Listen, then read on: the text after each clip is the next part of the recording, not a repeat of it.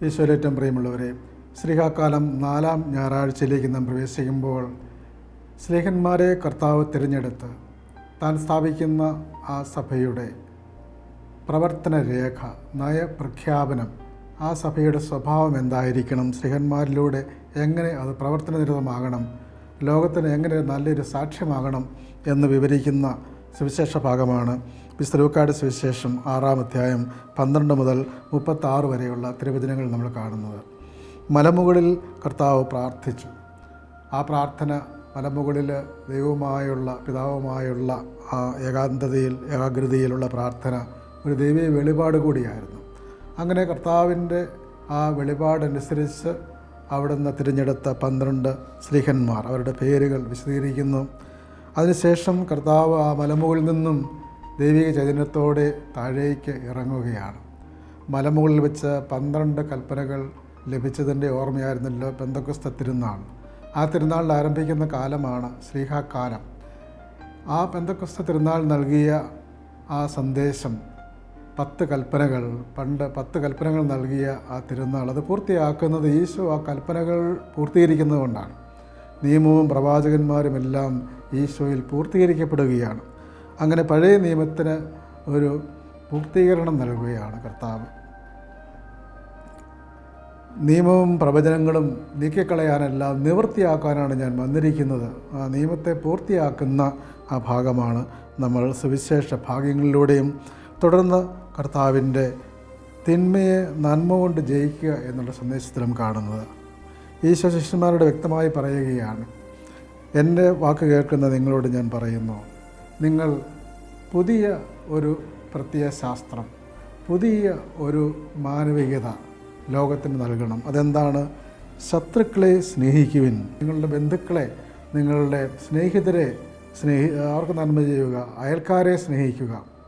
ശത്രുക്കളെ ദ്വേഷിക്കുക എന്ന് നിങ്ങൾ കേട്ടിട്ടുണ്ടല്ലോ എന്ന് മത്തായിയുടെ സുവിശേഷം 5-ാം അധ്യായം 43-ാം വാക്യത്തിൽ പറയുന്നുണ്ട്. എന്നാൽ ഇവിടെ അത് തിരുത്തിക്കൊണ്ട് പറയുകയാണ്, ഈശോ പഴയ നിയമം പൂർത്തീകരിച്ചുകൊണ്ട് പറയുകയാണ്, നിങ്ങൾ ശത്രുക്കളെ ദ്വേഷിക്കുകയല്ല, സ്നേഹിക്കുകയാണ് ചെയ്യേണ്ടത്. തുടർന്ന് ഉള്ള ക്രിയാപദങ്ങൾ, 7 ക്രിയാപദങ്ങൾ ഇവിടെ പറയുകയാണ്. 1, സ്നേഹിക്കുവിൻ. അതിൻ്റെ തുടർച്ചയാണ് നിങ്ങളെ ദ്വേഷിക്കുന്നവർക്ക് നന്മ ചെയ്യുവിൻ. 3, ശപിക്കുന്നവരെ അനുഗ്രഹിക്കുവിൻ. 4, അധിക്ഷേപിക്കുന്നവർക്ക് വേണ്ടി പ്രാർത്ഥിക്കുവിൻ. 5, ചെകിടത്തടിക്കുന്നവന് മറ്റേ ചെകിടുകൂടെ കാണിച്ചു കൊടുക്കുക. 6, മേലങ്കി എടുക്കുന്നവന് കുപ്പായം കൂടി എടുക്കുന്നതിന് തടയരുത്. 7, നിന്നോട് ചോദിക്കുന്ന ഏതൊരാൾക്കും കൊടുക്കുക. അങ്ങനെ വളരെ ഉദാരമനസ്കരായി, തുറന്ന മനസ്സോടുകൂടി ശത്രുതയും ദുഷ്ടതയും തിന്മയും എല്ലാം നന്മ കൊണ്ട് നേരിടുവാൻ സാധിക്കണം എന്ന് ഈശോ പഠിപ്പിക്കുകയാണ്. കാരണം എന്താണ്? ഈശോ ശിഷ്യന്മാർക്ക് നൽകുന്ന കൽപ്പന, ഞാൻ നിങ്ങളെ സ്നേഹിച്ചതുപോലെ നിങ്ങൾ പരസ്പരം സ്നേഹിക്കുവിൻ. ഈശോ സ്നേഹിച്ചത് എങ്ങനെയാണ്? യോഹന്നാൻ്റെ സുവിശേഷം 13-ാം അധ്യായം 34-ാം വാക്യത്തിൽ, ഞാൻ നിങ്ങളെ സ്നേഹിച്ചതുപോലെ. ഈശോ സ്നേഹിച്ചത് തൻ്റെ ജീവൻ ബലിയായി അർപ്പിച്ചുകൊണ്ടാണ്. കുരിശിൽ കിടന്നുകൊണ്ട് കർത്താവ്, പിതാവേ ഇവരോട് ക്ഷമിക്കണമേ എന്ന് പ്രാർത്ഥിക്കുന്ന ലൂക്കായുടെ സുവിശേഷത്തിൽ നമ്മൾ കാണുന്നുണ്ട്. അങ്ങനെ കർത്താവ് കുരിശിൽ കിടന്നുകൊണ്ട് പോലും ശത്രുക്കളോട് ക്ഷമിക്കുന്നു. ആ വലിയ വേദന അനുഭവിക്കുമ്പോഴും ക്ഷമിക്കുന്നു. അങ്ങനെ കർത്താവ് പുതിയൊരു ജീവിത ശൈലി കർത്താവ് ശിഷ്യന്മാർക്ക് കാണിച്ചു കൊടുക്കുകയാണ്. ഈശോയുടെ ശിഷ്യന്മാർ ശത്രുതയും വിദ്വേഷവും വെച്ചുകൊണ്ട് ജീവിക്കുന്നവരാകരുത്. ശത്രുക്കളെ ഇല്ലായ്മ ചെയ്യുന്ന ഒരു ലോകം, ശത്രു സംഹാരം, അതിനുവേണ്ടി പൂജാക്രിയകളൊക്കെ നടത്തുന്ന ലോകം, ശത്രുക്കൾ അവരെ ഉന്മൂലനം ചെയ്താൽ എല്ലാം നേടാമെന്ന് ചിന്തിക്കുന്ന ഒരു ലോകം, ഭരണാധികാരികൾ ശത്രുക്കളായി കണിക്കപ്പെടുന്നവരെയൊക്കെ ഇല്ലാതാക്കുന്നൊരു ലോകം. കുപ്രസിദ്ധനായ ഒരു ഭരണാധികാരി, സ്പെയിനിലെ റൊമാനോൻ മരിയ നാർവേസ്, അദ്ദേഹത്തിൻ്റെ ഒരു വാക്കുണ്ട്. അദ്ദേഹം 1868 മരണക്കിടക്കയിൽ കിടക്കുമ്പോൾ ഒരു വൈദികൻ ചെന്ന് ചോദിച്ചു. അദ്ദേഹം ഒരു സ്പെയിനിലെ ജനറാളും മിലിറ്ററി കമാൻഡറും പിന്നീട് പ്രധാനമന്ത്രിയൊക്കെ ആയാളാണ്. അദ്ദേഹത്തോട് വൈദികൻ ചോദിക്കുകയാണ്, മരിക്കാൻ കിടക്കുമ്പോൾ, നിങ്ങൾക്ക് ആരോടെങ്കിലും ശത്രുതയുണ്ടോ? ശത്രുക്കൾ ആരെങ്കിലും ഉണ്ടോ? അദ്ദേഹം പറഞ്ഞു, എനിക്ക് ഒരു ശത്രു പോലും ഇല്ല. അപ്പോൾ അത്ഭുതത്തോടെ വൈദികൻ ചോദിച്ചു, ശത്രുക്കൾ ആരുമില്ല, ഇല്ല, എല്ലാവരെയും ഞാൻ വെടിവെച്ച് കൊന്നു. ഇതാണ് അദ്ദേഹം പറയുന്നത്. അപ്പോൾ ശത്രുക്കളെ ഇല്ലായ്മ ചെയ്താൽ എല്ലാമായി എന്ന് ചിന്തിക്കുന്ന ഭരണാധികാരി, ഇങ്ങനെയാണ് ലോകം ചിന്തിക്കുന്നത്. ഈശോ പറയുന്നത് അങ്ങനെയല്ല.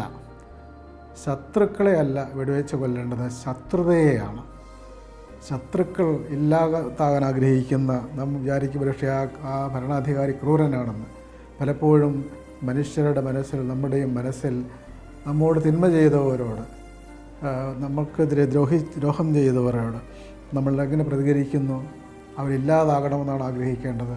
ഈശോ പറയുന്നു, അവരെ സ്നേഹിക്കുവിൻ, നന്മ ചെയ്യുവിൻ, അനുഗ്രഹിക്കുവിൻ, പ്രാർത്ഥിക്കുവിൻ, ഒരു കരണത്തടിക്കുമ്പോൾ മറുകരണം കാണിച്ചു കൊടുക്കുവിൻ. അങ്ങനെ കർത്താവ് പറയുന്നത്, തിന്മ വളരുമ്പോൾ, ഇരുട്ട് വളരുമ്പോൾ വെളിച്ചമാണ് വേണ്ടത്. ഇരുട്ട് കൊണ്ടല്ല നേരിടേണ്ടത്, വെളിച്ചം കൊണ്ട് നേരിടണം. അങ്ങനെ തിന്മയുടെ ഇരുട്ടിനെ സ്നേഹത്തിൻ്റെ വെളിച്ചം കൊണ്ട് നേരിടുവാൻ ഈശോ പഠിപ്പിക്കുകയാണ്. അതുകൊണ്ട് കർത്താവ് തൻ്റെ ശിഷ്യന്മാരോട് പറയുന്നത്, ഈ കർത്താവിൻ്റെ ശിഷ്യന്മാരാകുന്നവർ പുതിയൊരു മൂല്യം ലോകത്തിന് നൽകണം. നിങ്ങളെ സ്നേഹിക്കുന്നവരെ മാത്രം സ്നേഹിക്കുന്നവരാകരുത്. നിങ്ങളെയൊക്കെ തിന്മ ചെയ്യുന്നവർക്കും നിങ്ങൾ നന്മ ചെയ്യണം. വായ്പ കൊടുക്കുന്ന, തിരിച്ചു കിട്ടുന്ന പ്രതീക്ഷയോടുകൂടെ വായ്പ കൊടുക്കരുത്. തിരിച്ചു കിട്ടുകയില്ലെങ്കിലും കൊടുക്കാൻ നിങ്ങൾ സന്നദ്ധരാകണം. 35-ാം വാക്യത്തിൽ വീണ്ടും 27-ാം വാക്യം പറയുന്നത് തന്നെ വീണ്ടും ആവർത്തിക്കുകയാണ്, നിങ്ങൾ ശത്രുക്കളെ സ്നേഹിക്കുവിൻ. അപ്പോൾ എന്തുകൊണ്ടാണ് കർത്താവ് അങ്ങനെ പറയുന്നത്?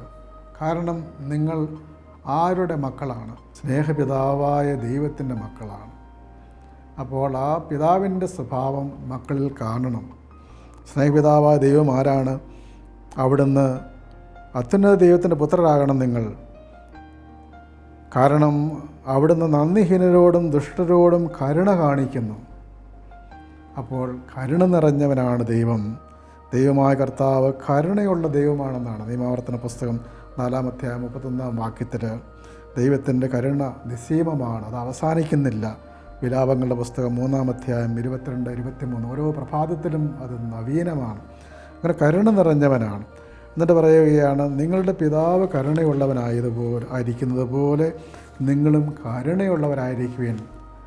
കരുണയുള്ളവരാകുമ്പോൾ ദൈവത്തിൻ്റെ വലിയ കൃപ നിങ്ങൾക്ക് ലഭിക്കും. സുറിയാനി റഹീം എന്ന് പറയുമ്പോൾ ആ അമ്മയുടെ ഉദരമാണ്. ഗർഭപാത്രത്തിൽ കിടക്കുന്ന ശിശുവിനോട് ഒരമ്മയ്ക്കുള്ള ആ സ്നേഹത്തിന് പറയുന്നവരാണ് റഹീം. ആ വാക്കാണ് ഉപയോഗിക്കുന്നത്. ഗ്രീക്കിൽ അഗാപ്പെ. ആ സ്നേഹം ജഡിക സ്നേഹത്തിൽ നിന്നും ഭൗതിക സ്നേഹത്തിൽ നിന്നെല്ലാം വ്യത്യസ്തമാണ്. അങ്ങനെയുള്ള വലിയ സ്നേഹമാണ് ദൈവം കാണിക്കുന്നത്. കരുണ നിറഞ്ഞവനാണ്. ആ കരുണയാണ് ദൈവം നൽകുന്ന വിമോചനത്തിൻ്റെ അടിസ്ഥാനം. ഇസ്രായേൽ ജനതയുടെ അവരുടെ വിലാപം എൻ്റെ കാതുകളിൽ ഞാൻ കേട്ടു, അവരെ ഞാൻ വിമോചിപ്പിക്കും എന്ന് പുറപ്പാടിൻ്റെ പുസ്തകം 3:9 അത് പൂർത്തീകരിക്കുന്ന ഒരു ഭാഗമാണ്. നിയമാവർത്തന പുസ്തകം ഇന്നത്തെ 1-ാമത്തെ വായനയിൽ നിയമാവർത്തനം 1-ാം അധ്യായം 19 മുതലുള്ള ആ വാക്യങ്ങളിൽ നമ്മൾ കാണുന്നു. അവിടെ ദൈവമായ കർത്താവ് ജനത്തെ മുന്നോട്ട് നയിക്കുമ്പോൾ അവർ അമോര്യരുടെ മലപ്രദേശം വരെ ചെന്നു. അതിനുശേഷം അവർ താഴ്വരയിലേക്ക് ചെല്ലുന്നു. അവിടെ ചെല്ലുമ്പോൾ അവരെല്ലാം ഭയപ്പെടുകയാണ്. മുന്നോട്ട് എങ്ങനെ അവർ പോകും എന്ന് ഭയപ്പെടുകയാണ്. അപ്പോൾ ഗോത്രത്തിൽ നിന്നും 12 പേരെ തിരഞ്ഞെടുത്ത് എഷ്കോൾ താഴ്വരയിൽ അവരെ കൊണ്ടുവരികയാണ്. അവരെത്തിക്കഴിയാണ്. ഈ 12 പേർ കർത്താവ് തിരഞ്ഞെടുക്കുന്ന സ്ലീഹന്മാരുടെ മുന്നോടിയാണ്. അവർ ആ പ്രദേശമെല്ലാം നിരീക്ഷിച്ചിട്ട് തിരിച്ചു വരാൻ പറയുകയാണ്. അപ്പോൾ അവർ പറയുകയാണ്, അവർ പോയപ്പോൾ ആ പ്രദേശത്തെ ആളുകൾ തങ്ങളെക്കാൾ വലിപ്പമുള്ളവരാണ്, ഉയരം കൂടിയവരാണ്. നഗരങ്ങൾ വലിയവയും ആകാശം മുട്ടുന്ന കോട്ടകളാൽ സുരക്ഷിതവുമാണ്. പുസ്തകം 1:28. ഞങ്ങൾ എങ്ങനെ അവിടെ പോകും? അപ്പോൾ കരുണ നിറഞ്ഞവനായ കർത്താവ് ഈ ബലഹീനരായ ദുർബലരായ മനുഷ്യരെ എങ്ങനെ നയിക്കുന്നു നോക്കുക. അവരുടെ സ്വന്തം ശക്തി കൊണ്ടല്ല. പിന്നെ എന്താണ്? 30-ാം വാക്യം, നിങ്ങൾക്ക് മുൻപേ പോകുന്ന നിങ്ങളുടെ ദൈവമായ കർത്താവ്. നിങ്ങൾക്ക് മുൻപേ പോയി നിങ്ങളെ നയിക്കുന്നവനാണ് ദൈവമായ കർത്താവ്. പിതാവ് പുത്രനെ വഹിച്ചതുപോലെ മരുഭൂമിയിൽ നിങ്ങളെ വഹിച്ചത് മരുഭൂമിയിൽ വെച്ച് നിങ്ങൾ കണ്ടല്ലോ. 31-ാം വാക്യം. 3-ാമത്തെ പ്രാവശ്യം വീണ്ടും ആവർത്തിക്കുന്നു, നിങ്ങൾക്ക് മുമ്പേ അവൻ സഞ്ചരിക്കുന്നു. എങ്ങനെയാണ്? രാത്രി അഗ്നിയിലും പകൽ മേഘത്തിലും നിങ്ങൾക്ക് മുമ്പേ സഞ്ചരിച്ചിരിക്കുന്നു. നിയമാവർത്തന പുസ്തകം 1-ാം അധ്യായം 33-ാം വാക്യം. അങ്ങനെ കരുണ നിറഞ്ഞവനായ അവിടുന്ന് അവർക്ക് മുൻപേ നടന്ന് വഴി കാണിച്ച് അവരെ രക്ഷിക്കുകയാണ്. ഇന്നത്തെ 2-ാമത്തെ വായനയിലും നാം കാണുന്ന യെശയ്യായുടെ പുസ്തകം, ജനത്തിൻ്റെ അകൃത്യങ്ങളോർത്ത് കോപിക്കുന്ന ദൈവം. നിങ്ങളുടെ ദഹനബലികളും മുട്ടാളുകളുടെ കൊണ്ടുള്ള മൃഗങ്ങളുടെ മേധസ്സും എനിക്ക് മതിയായും നിങ്ങളുടെ ധൂപം എനിക്ക് മ്ലേച്ഛവസ്തുവാണ്. യേശയ്യായുടെ പുസ്തകം 1-ാം അധ്യായം 9 മുതലുള്ള വാക്യങ്ങളിൽ. അങ്ങനെ ദൈവം അവരോട് അവരുടെ തിന്മ നിറഞ്ഞ ജീവിതത്തോടുള്ള വിപ്രതിപത്തി അവിടെ നിന്ന് കാണിക്കുകയാണ്.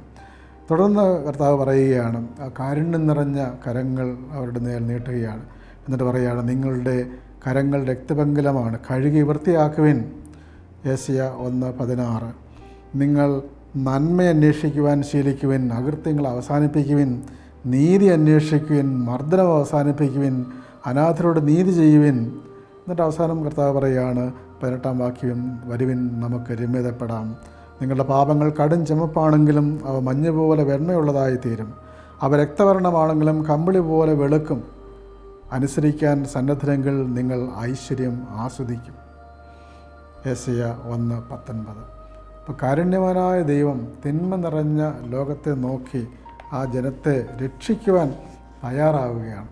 ആ ദൈവത്തിൻ്റെ രക്ഷയുടെ ഹൃദയവിശാലതയുടെ സന്ദേശവാഹകരാകണം ഓരോ ശിഷ്യനും. ശിഷ്യത്വം അതാണ് ആ സുവിശേഷ പ്രഘോഷണത്തിലൂടെ സാധിക്കേണ്ടത്. ഇന്നത്തെ ലേഖനത്തിൽ പൗലോസ്ലീഹ കൊറിന്തോസ് ലേഖനം 1 കൊറിന്തോസ് 9-ാം അധ്യായം 13 മുതലുള്ള തിരുവചനങ്ങളിൽ ഒരു സുവിശേഷം പ്രഘോഷകൻ്റെ അവകാശമാണ് സുവിശേഷം കൊണ്ട് തന്നെ ഉപജീവനം കഴിക്കുക എന്നുള്ളത്. പക്ഷേ അതൊന്നും അദ്ദേഹം പറയുകയാണ്, ഞാനതെല്ലാം ഉപേക്ഷിച്ചിരിക്കുകയാണ്. ഞാൻ സുവിശേഷം പ്രസംഗിക്കുന്നെങ്കിൽ അത് എനിക്ക് അഹംഭാവത്തിന് വകയില്ല. 9:16. അതെൻ്റെ കടമയാണ്. ഞാൻ സുവിശേഷം പ്രസംഗിക്കുന്നില്ലെങ്കിൽ എനിക്ക് ദുരിതം. അങ്ങനെ കർത്താവിൻ്റെ സുവിശേഷം അറിയിക്കുക തൻ്റെ കടമയാണ്.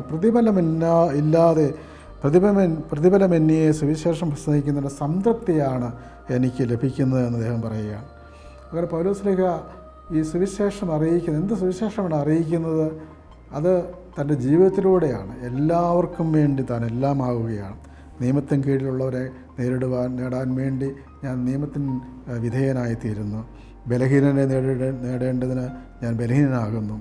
എല്ലാവർക്കും ഞാൻ എല്ലാമാവുകയാണ്. അങ്ങനെ പൂർണ്ണമായും സംലഭ്യനാകുന്ന ഒരു സുവിശേഷ പ്രവർത്തകരെയാണ് പൗലോസ്ലീഹ നമ്മൾ കാണുന്നത്. പൗലോസ്ലീഹ അവസാനം പറയുകയാണ് 9:27. ഞാൻ മുഷ്ടിപ്രയോഗം നടത്തുന്നത് വായുവിൽ പ്രഹരിക്കുന്നതിനെ പോലെയല്ല, ഓടുന്ന ലക്ഷ്യമില്ലാതെയല്ല. മറ്റുള്ളവരുടെ സുവിശേഷം പ്രസംഗിച്ച് ഞാൻ തന്നെ തിരസ്കൃതനാകാതിരിക്കാനായിട്ട് എൻ്റെ ശരീരത്തെ ഞാൻ കർശനമായി നിയന്ത്രിച്ച് കീഴടക്കിയിരിക്കുന്നു. അങ്ങനെ സുവിശേഷ പ്രഘോഷണം തൻ്റെ ശരീരത്തെയും മനസ്സിനെയും ലൗകിക അഭിവാഞ്ചകളെയും എല്ലാം കീഴടക്കിയുള്ള ഒരു ജീവിതമാണ്. അതാണ് കർത്താവ് നൽകുന്ന പുതിയ മൂല്യബോധം. ശത്രുക്കളെ സ്നേഹിക്കുവിൻ, ശത്രുതയും വിദ്വേഷവും അവസാനിപ്പിക്കുവിൻ, കർത്താവിൻ്റെ സ്നേഹത്തിൻ്റെ രാജ്യത്തിലേക്ക് വരിക. ലൗകിക രാജ്യം, ഐഹിക രാജ്യത്തിൽ കാണുന്ന ആ മാത്സര്യവും കാപട്യവും ശത്രുതയും വിദ്വേഷവും യുദ്ധവും കലഹവും അതെല്ലാം മാറ്റി ദൈവിക രാജ്യത്തിലേക്ക് കടന്നു വരണം എന്നുള്ള ആഹ്വാനമാണ് ഇന്നത്തെ തിരുവചന വാചനങ്ങളെല്ലാം നൽകുന്നത്. നമ്മൾ വൈസ് കുർബാനയിലേക്ക് വരുമ്പോൾ കുർബാനയുടെ പല പ്രാർത്ഥനകളും ഇത് ഓർമ്മിപ്പിക്കുന്നുണ്ട്. ഞങ്ങളുടെ മനസ്സിനെ എല്ലാ അശുദ്ധതയിലും ദുഷ്ടതയിലും അസൂയയിലും വഞ്ചനയിൽ നിന്നും വിമുക്തമാക്കണമേ, ഞങ്ങൾ സ്നേഹവും ഐക്യവും ഉളവാക്കണമേ എന്നാണ് ആ കുർബാനയുടെ ഓശാന ഗീതത്തിന് മുമ്പുള്ള പ്രാർത്ഥനയ്ക്ക് മുമ്പുള്ള ആ കൂശാപ്പയിൽ രഹസ്യ പ്രാർത്ഥനയിൽ ചൊല്ലുന്നത്. കുർബാന സ്വീകരണത്തിന് മുമ്പ് ചൊല്ലുന്നുണ്ടല്ലോ, കലഹം മാറ്റാം, ശത്രുത വെടിയാം, യോജിത്തോടും ഐക്യമത്തോടും ജീവിക്കാം, കുർബാന സ്വീകരിക്കാം. അങ്ങനെ ശത്രുതയും കലഹവും വിദ്വേഷവും എല്ലാം മാറ്റിവെച്ച് സ്നേഹത്തിൻ്റെ ഒരു പുതിയ സംസ്കാരം, ആ സ്നേഹത്തിൻ്റെ ഒരു നാഗരികത പടുത്തുയർത്തുവാൻ കർത്താവ് നമ്മോട് ആഹ്വാനം ചെയ്യുകയാണ്. അങ്ങനെ ഈശോയുടെ ശിഷ്യരായി തീരുവാൻ, ആ ശിഷ്യത്വത്തിൻ്റെ ജീവിതം നയിക്കുവാനുള്ള കൃപയ്ക്ക് വേണ്ടി പ്രാർത്ഥിച്ചുകൊണ്ട് ഈ ഞായറാഴ്ച നമുക്ക് ആചരിക്കാം. ദൈവം നമ്മെ എല്ലാവരെയും അനുഗ്രഹിക്കട്ടെ.